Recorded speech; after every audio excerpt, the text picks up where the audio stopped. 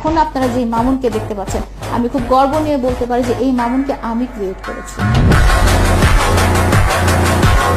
মামুনের সোশ্যাল মিডিয়াতে তার ফেস ভ্যালু একটা ছিল, কিন্তু সেটা এই স্টেজে ছিল না। সেটা যেই স্টেজে ছিল সেটা সবাই জানে। রাস্তাঘাটে মার খাইতো,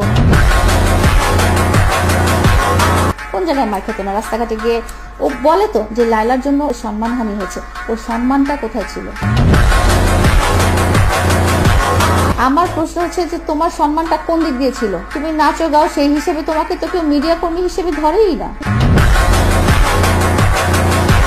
মেইন মিডিয়া কর্মী না, তুমি লাইকিতে নাচো গাও, সেই হিসেবে তুমি যখনই রাস্তায় বের হও তোমার লোকজন পিটাইতে আসে,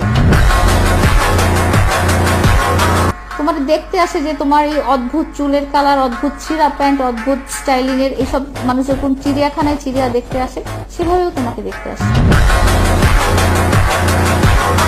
এটাকে তুমি যদি বলো যে সম্মান, তাহলে আমার